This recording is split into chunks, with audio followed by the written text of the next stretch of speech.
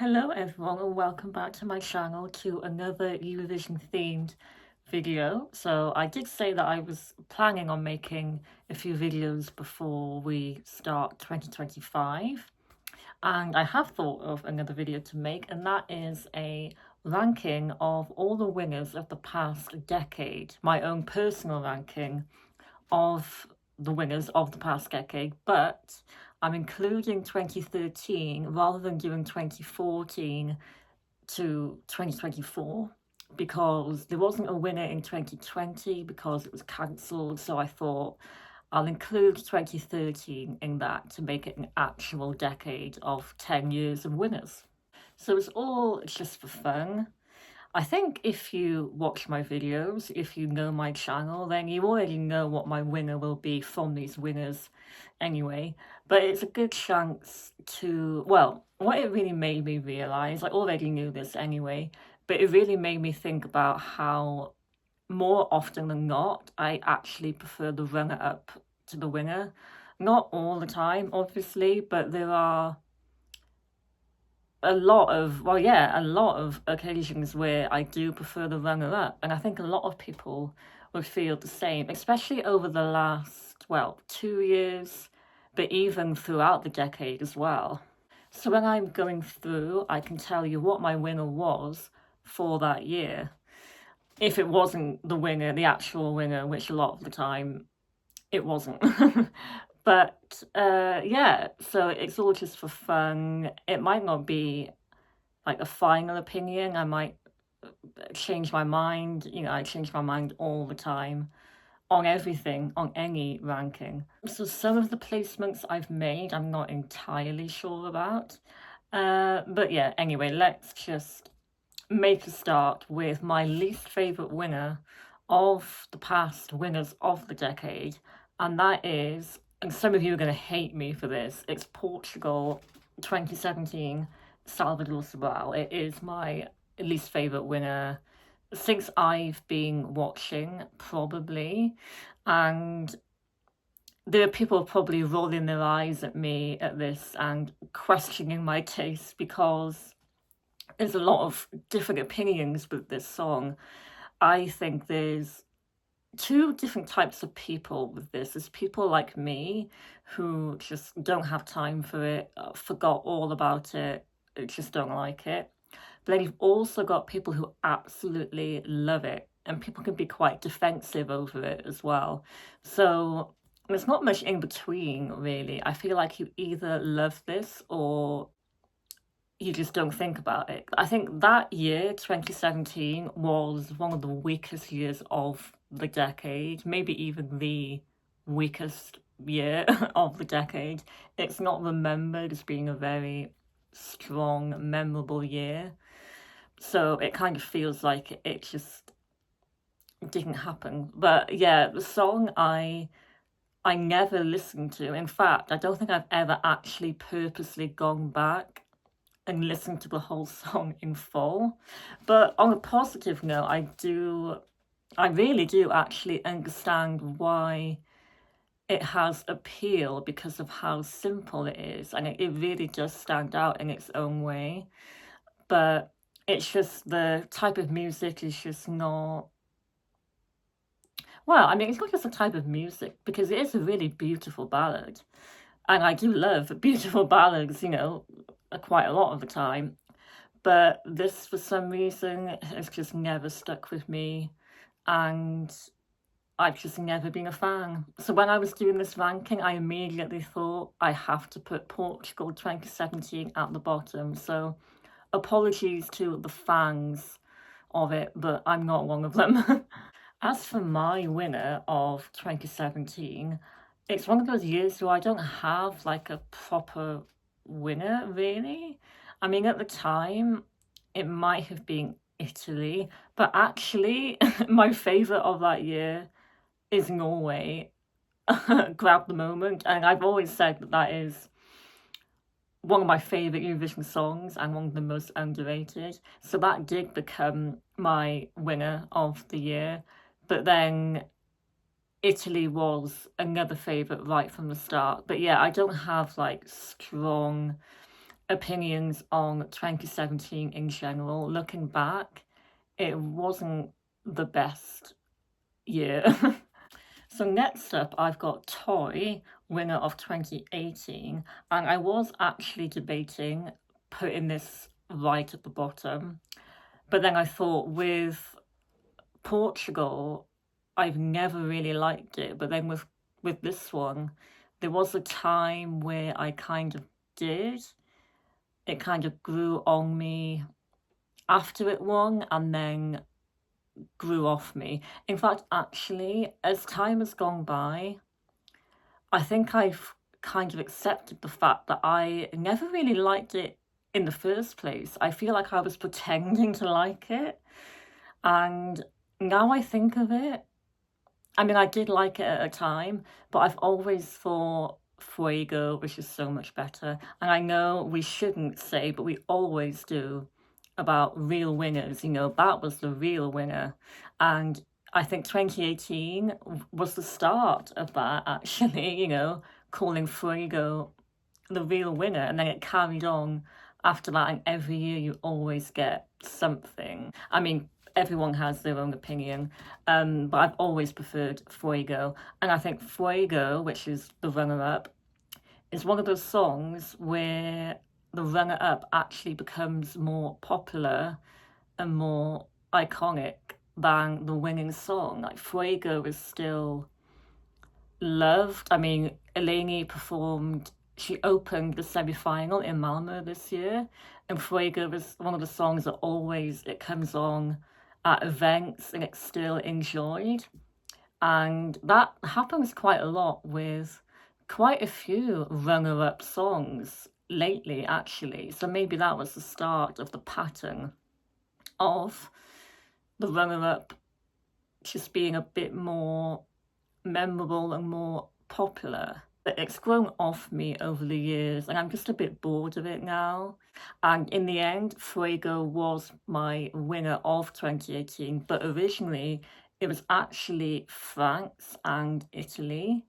But then, you know, the actual performance, like, you know, rehearsals, semi-finals, Cyprus really came alive and just wowed everyone for the first time, actually, for Cyprus. So yeah, Fuego is just more iconic and just more well-liked, I think, and it's aged a bit better than Toy. So yeah, I have got Toy very low down, but the next one I've got on my list is going to be a bit of an unpopular opinion, I think, to some people. It's Arcade. When I was doing my ranking, I thought, oh no, Arcade is really low down, but that's just how it has turned out. I just happen to like the others better. So yeah, it doesn't look good, I know, but I don't strongly dislike it. But it is another song similar to Toy that it's just aged not really in a good way. It's just kind of grown off me. I got a bit bored of it. When it comes on now, I think I usually skip it, and I'm not usually in the mood to listen to it. And of course, again, you know, we're talking about preferring runner-ups to winners. 2019 is another example of that because Italy, Soldi, was my winner of that year. So again, I did prefer the runner-up in 2019. And Italy, Mahmood was really close to winning, actually. I think he was only like 30 points or maybe even less off from winning. So I was more of a Soldi fan than an Arcade fan. I mean, you can be both, of course. But with Arcade, it actually grew on me again after it won. And at the time, even though I preferred Soldi, I do appreciate and understand why Arcade won. I think it was very mainstream for the time, that song. Very radio friendly, very universal, which is good. And I remember Arcade became popular on TikTok, but only after it won, like a few months or maybe even a year after, in lockdown, I think. And then it became really big in America. Again, in COVID, I think. People caught on to it. I think the internet sort of found it and it did go viral. I think it became one of the most streamed Eurovision songs of all time, actually. So yeah, I mean, it is a worthy winner, I think. You know, the staging, simple but effective, but I don't love the song. I remember when the song came out, people were absolutely raving over it. And I thought, oh, okay, so I mean, it's good, but is it that good? So yeah, I sound quite negative, but it's not all negative because I do like it. I do appreciate why it won, but I was personally rooting for Italy that year, which I do quite a lot lately. And when I was doing this ranking and looking at all the other winners recently, I just have to have them above Arcade, unfortunately. So next up, I have Rise Like a Phoenix, Conchita Wurst, winner of 2014, 10 years ago, so exactly a decade ago now. I mean, this is, well, Conchita is a Eurovision icon. You know, this is a moment cemented in the history books of Eurovision. And it is a worthy winner. I can't deny that at all. I mean, staging, vocals, very impressive. But again, I have to bring up the example of second place and first place, and me preferring the second place personally, which was the Netherlands, Calm After the Storm, which is actually one of my favourite Eurovision songs of all time. That is really up there as one of my all-time favourites. I absolutely love Calm After the Storm. One of my favourite Dutch entries in general as well.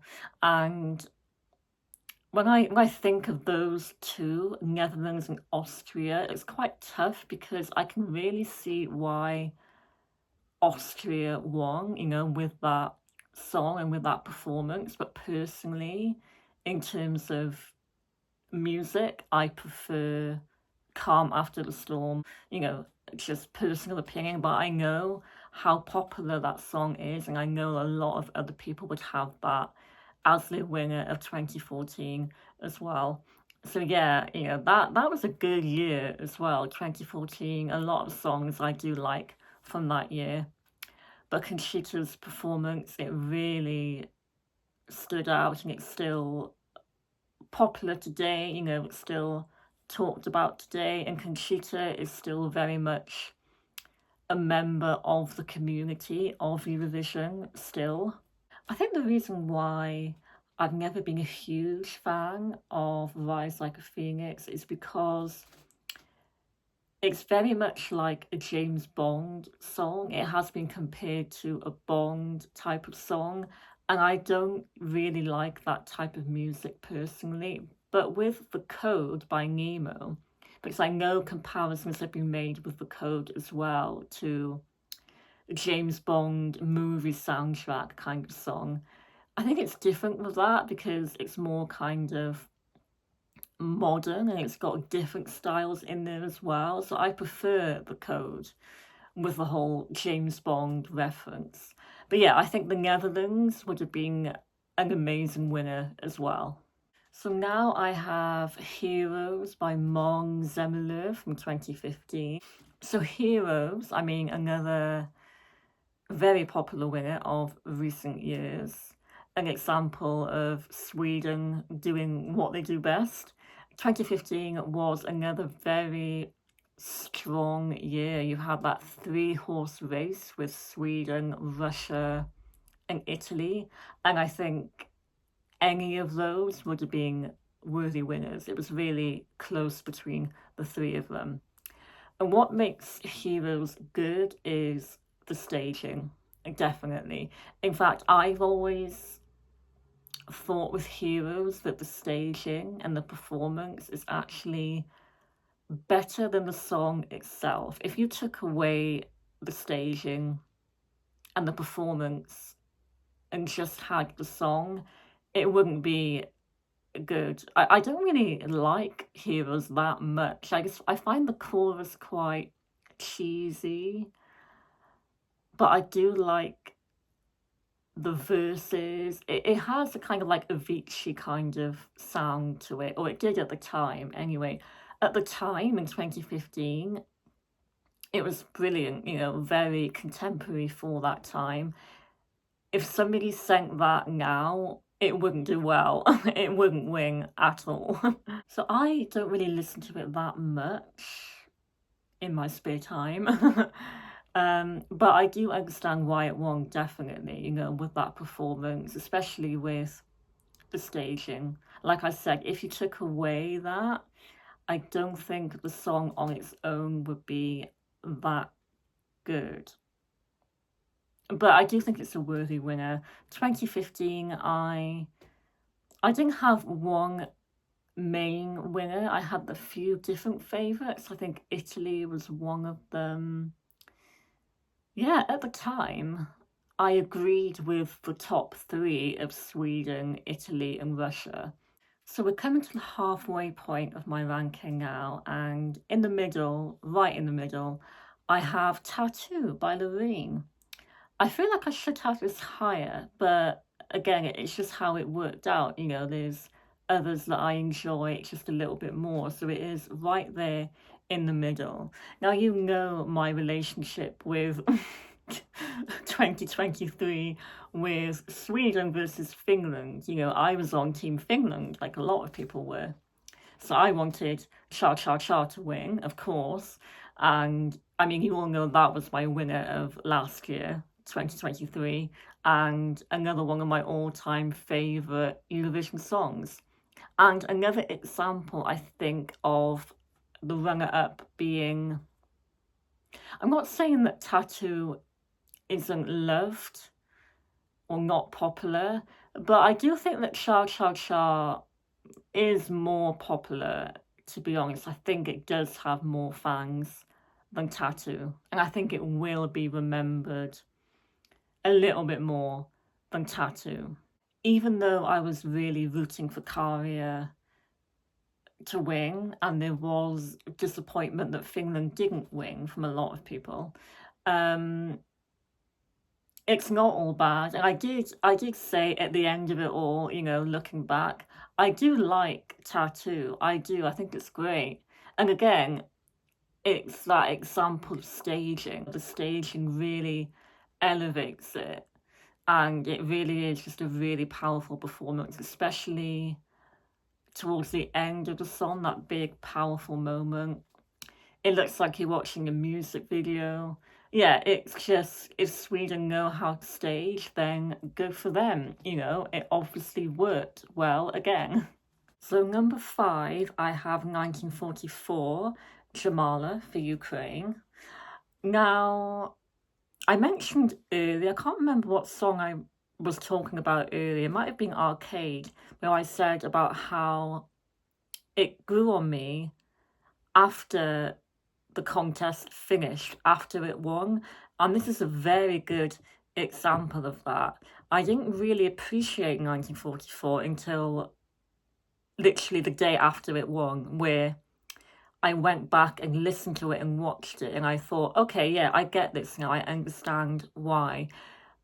The thing is, 2016, let me just explain what stage I was at that point in terms of my time being a fan of Eurovision. Because people have been fans for years and years. Some people have been fans for only a few years. In 2016, I was at that stage where I hadn't completely turned into a hardcore fan like I am now. I was more of a casual fan back then. I'd only been watching semi-finals at that point for a few years, and I wasn't following everything closely. Like now, I follow as much as I can, right from December, for the whole season. In 2016, I never watched any national finals. I hadn't got to that point of being a fan yet. So I didn't really pay much attention to 1944 until the live shows, maybe not even the semi-final, maybe just the final. So when it won, I was sort of thinking, like, oh, where did this come from? Like, was this a favourite? That's another thing. I wasn't aware of everything that was going on at the time. I didn't follow the bookmakers, the betting odds, none of that. So I wasn't aware at that time that that was a big favourite to win. But when I watched it properly, and I watched it back properly, I really started to gain more of an appreciation for it. And I still do, especially in recent years, with the UK hosting it on behalf of Ukraine. Jamala performed it in Liverpool, and it just really gave you even more of an appreciation for the song and the meaning of the song, putting it into context like that. So yeah, it's really aged very well. I mean, it might not be something that I listen to that much, but yeah, it is very powerful performance, very meaningful. And yeah, definitely a worthy winner. I mean, that year, again, I didn't really have, like 2015, the year before, I didn't have one big favourite. I had a few different favourites. Bulgaria was actually one of them. Um, yeah, and yeah, at the time, I didn't pay any attention to this at all. I think I probably preferred Australia at the time. But yeah, this is a worthy winner, I would say, definitely.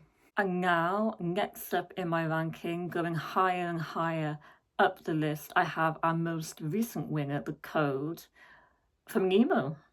The winner in Malmö only a few months ago now. So, I mean, it only happened, a few months ago, but still very fresh in my mind. And I will say, just to start off before we talk about The Code, again, this year, I preferred the runner-up. I would have preferred Croatia, although, I mean, The Code is a very, very worthy winner, yeah, I'm not going to deny that at all. I love them both, actually, Switzerland and Croatia. That's a hard choice. But if I had to pick one, I prefer Croatia because of the overall performance. It just gives me more. It just excites me more. And I've watched the performance of Rimkin Takidin back a lot more than The Code. So, I mean, The Code as a song, I mean, you remember my reaction video.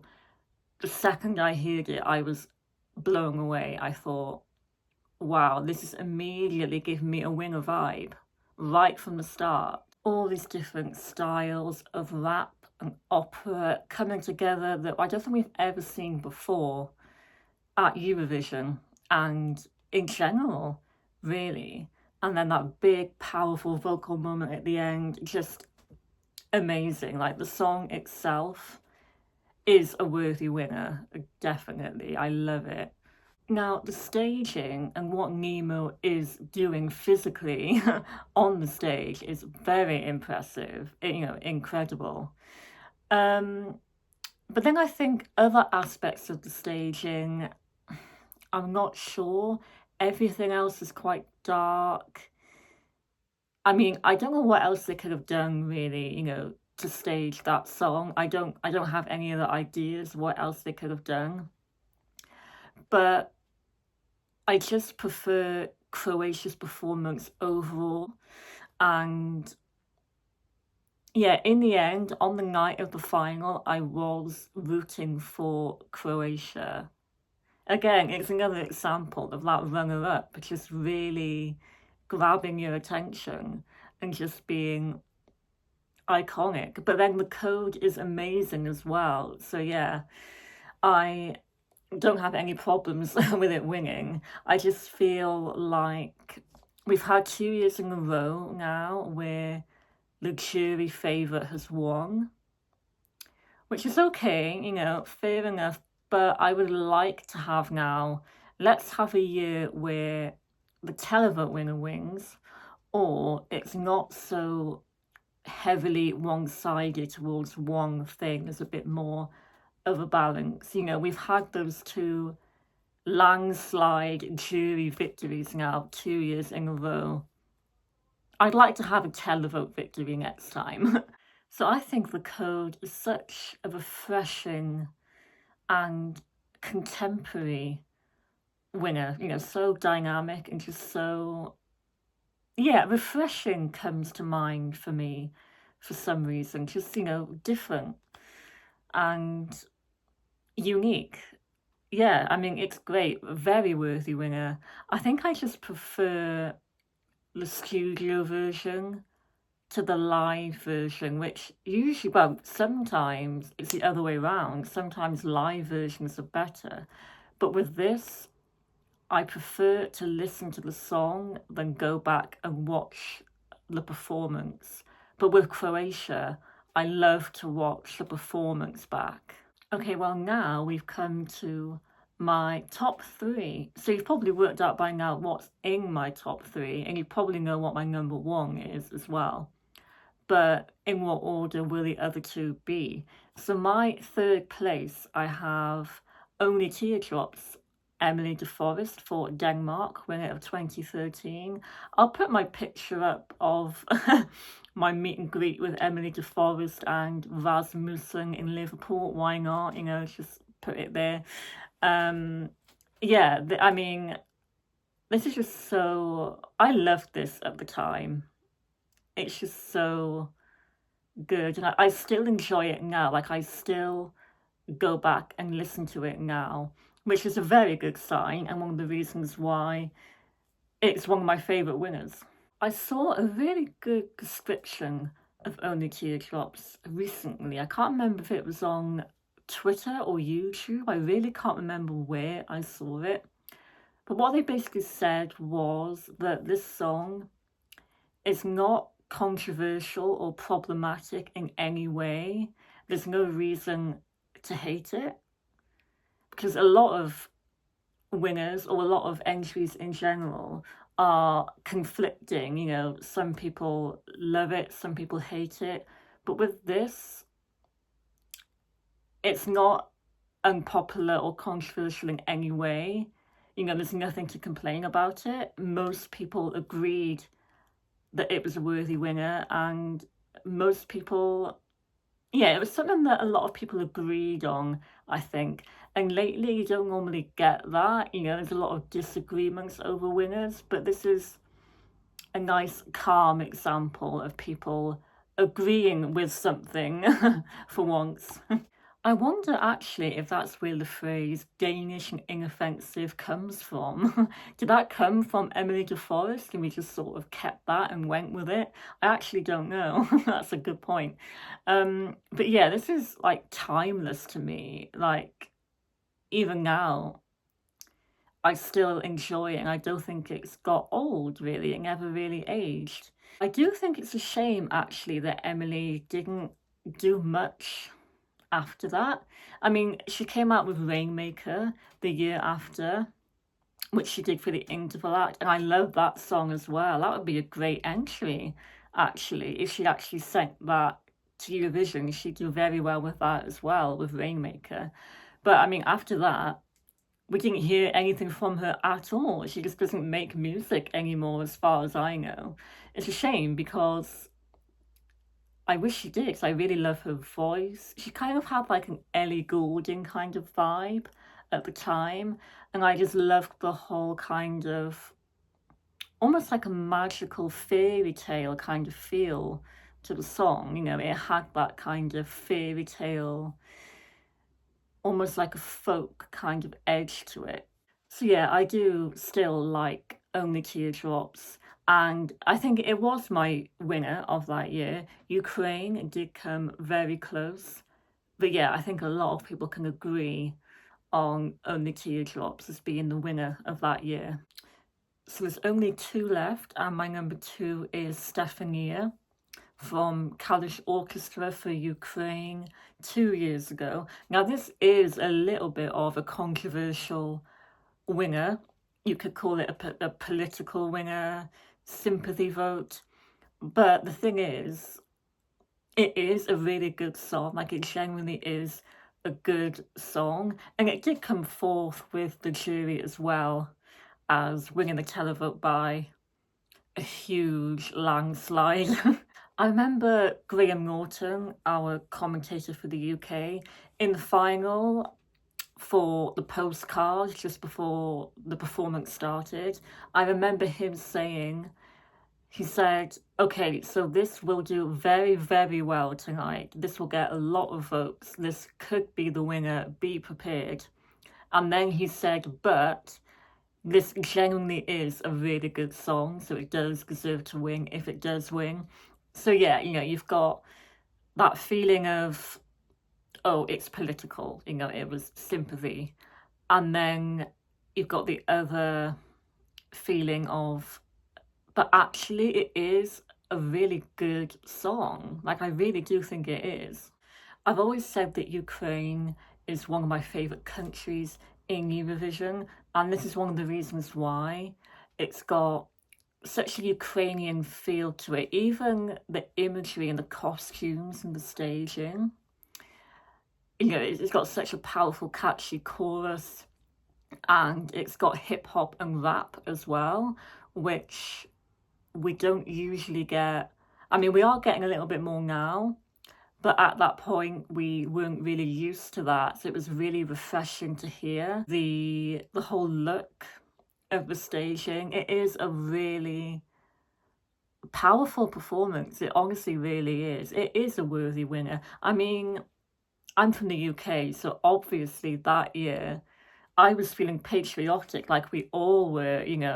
We actually felt for the first time in what felt like forever that the UK actually has a chance to win.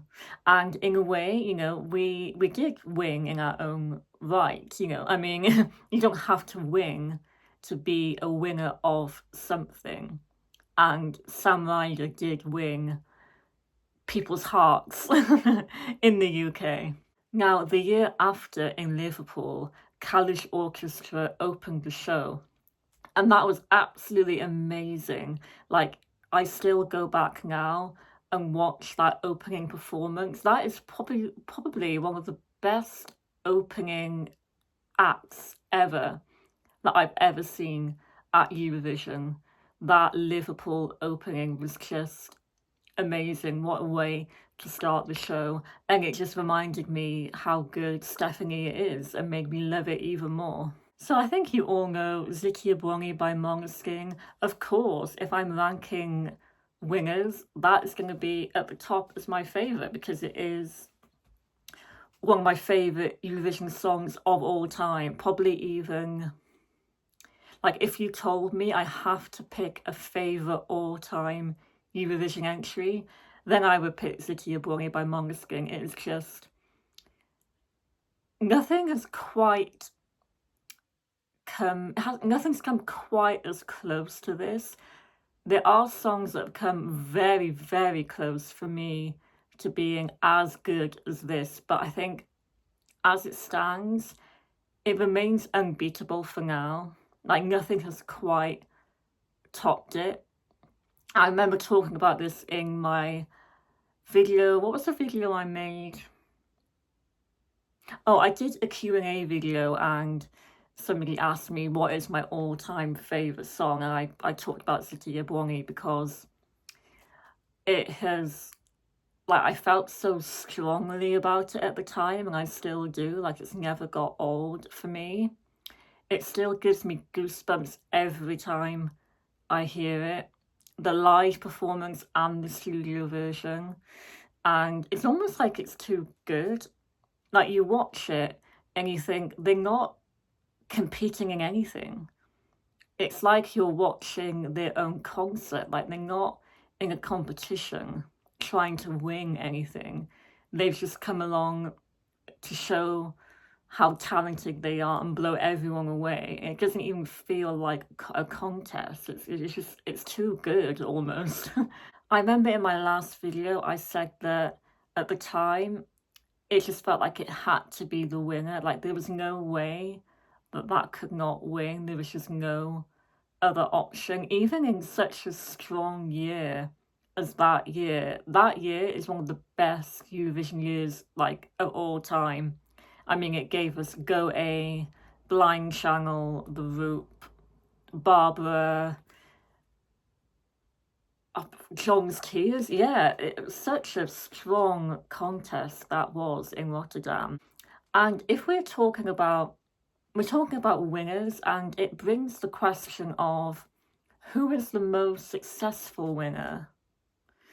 Who has gone on to gain more international success, you know, not just in Eurovision, but outside of Eurovision and outside of Europe? And the answer is Måneskin. In fact, I think they're actually the only ones that have actually managed that level of success around the world, because all the other winners have really sort of stayed within the bubble of Eurovision. But Måneskin became a worldwide famous band, you know, in America as well. And I think they are pretty much the most successful winner we've had probably since ABBA. Yeah, that is proven to be true, like genuinely true. I haven't got bored of Zygia Bori at all. I still think it's an incredible song. Like it just gives me goosebumps. Like it just gets you so energized, you know, the beat, the bass, the drums. It's just a perfect song for me. I will say, in terms of the music they've been making recently, I'm not a huge fan of what they've been doing as a band recently, but I'll forgive them because, you know, they made Zygia Bori and a lot of other good songs as well. And yeah, it was great to watch this Italian band, this young Italian band, become so popular and gain, you know, such popularity around the world. It was great to see. I loved it. So there we go. I've done my ranking. I've talked for such a long time, like I always do. I talk so much, I end up getting actually like tired, like my head hurts now from all that talking. So yeah, thank you for sticking with me and watching the whole thing if you did. But that is my ranking. Portugal 2017, unfortunately, at the bottom.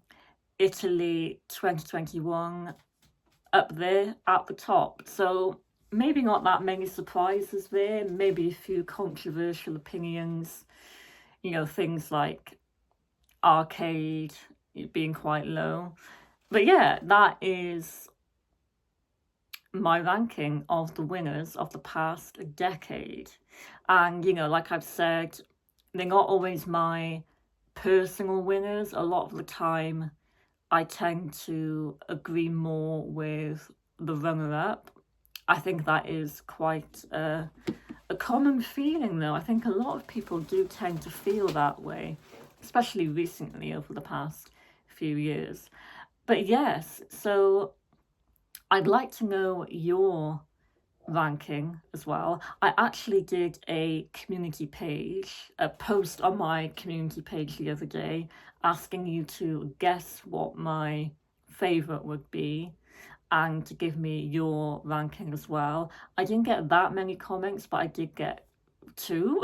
So I'll briefly go through them now.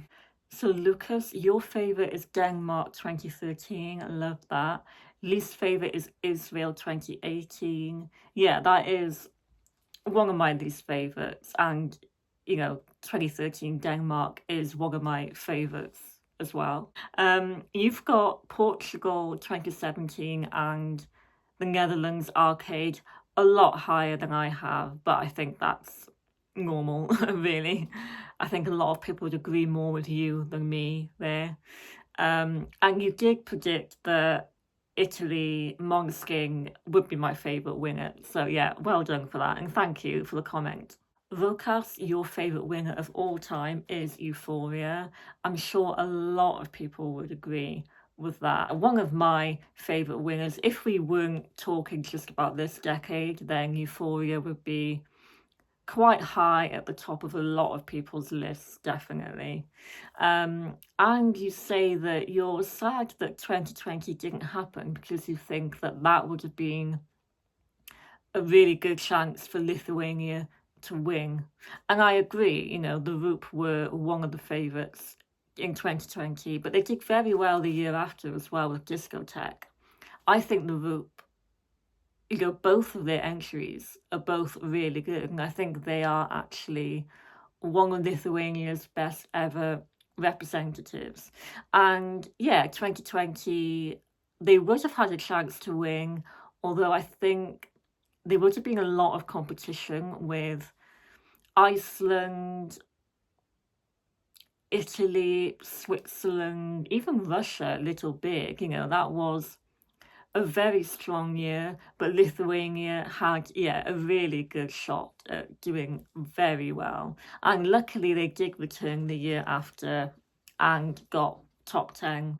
So the Roop did very well with their 2 years of taking part in Eurovision.